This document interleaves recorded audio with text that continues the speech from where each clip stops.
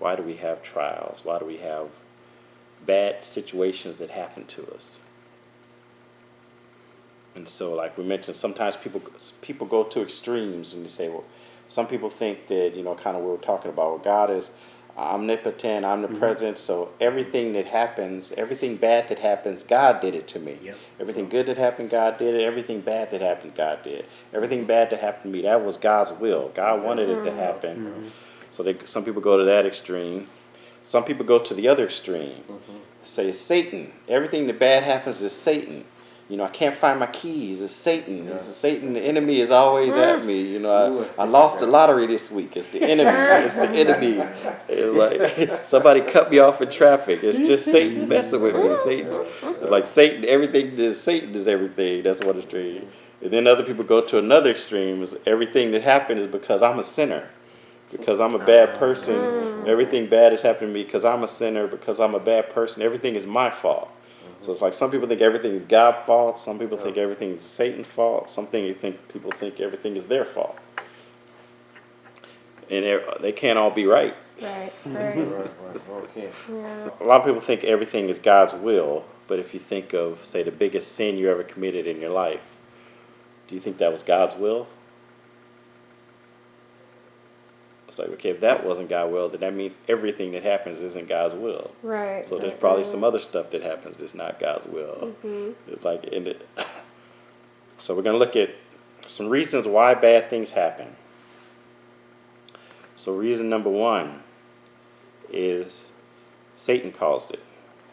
So Satan could have caused it, or a demon could have caused it. So Satan will tempt you with it. A lot of times, the way Satan works is he'll tempt you with an ungodly option. So like Adam and Eve, he'll tempt you with something that he knows you want. And that's one of the ways that Satan causes bad things to happen. So it's not something initiated by God. It was initiated by Satan, or initiated by a demon, or some other follower of Satan.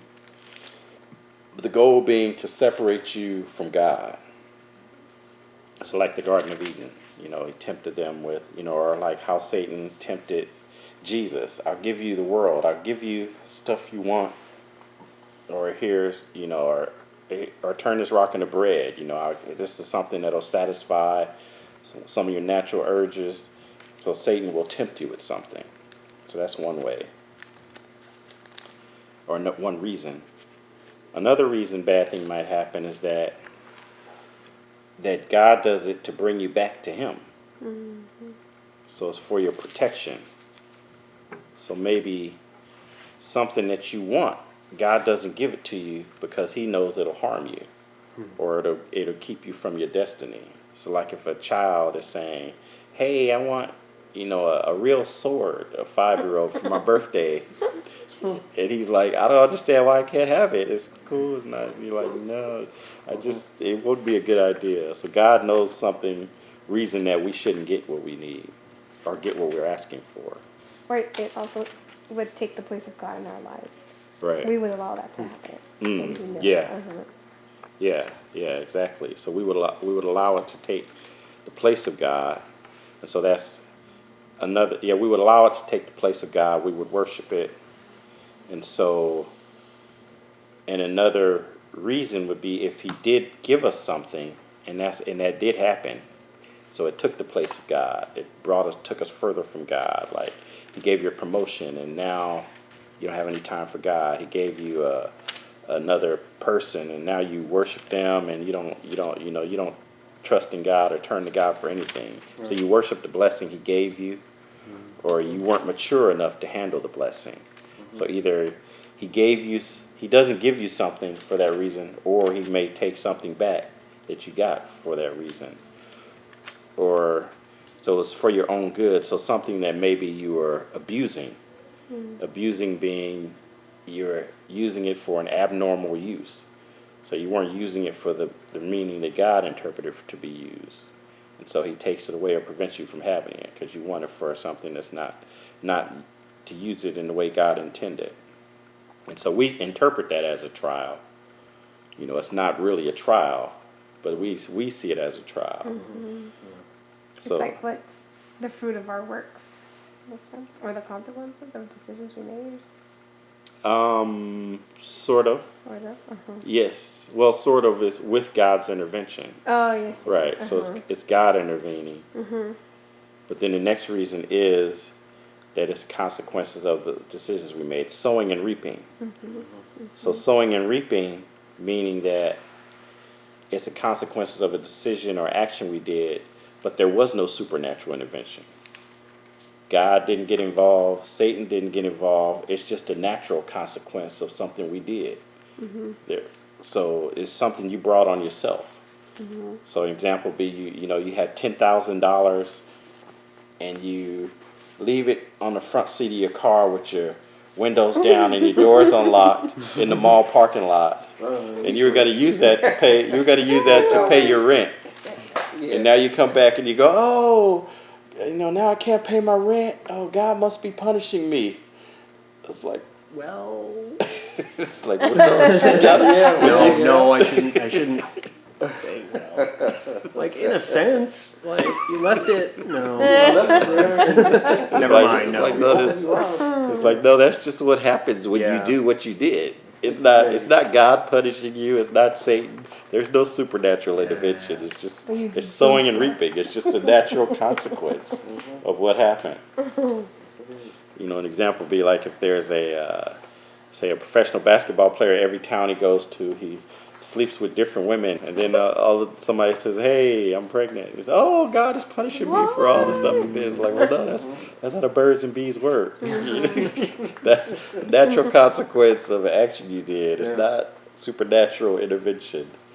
I went up to this really big, mean guy, and I slapped him, and he beat me up.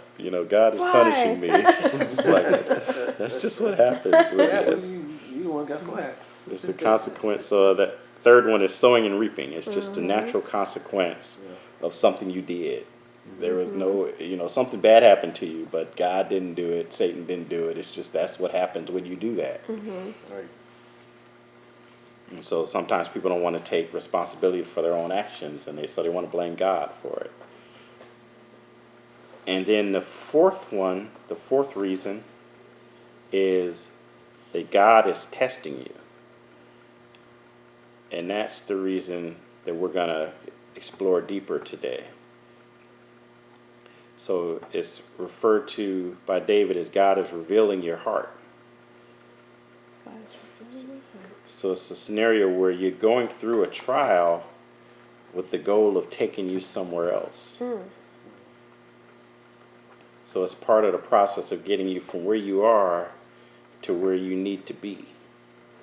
So the trial you're in is meant to strengthen your faith or change your character.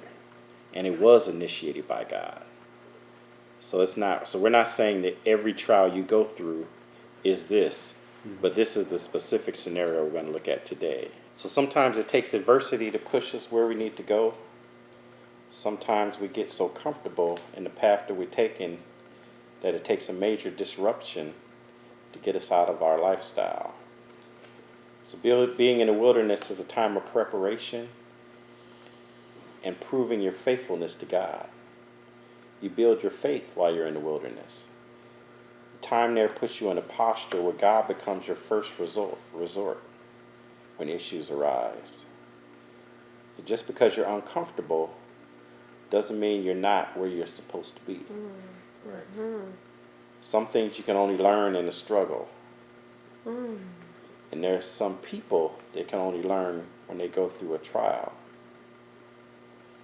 When God tests us, it's to find out what's in our hearts. It reveals what we really believe about God, and it strengthens our faith.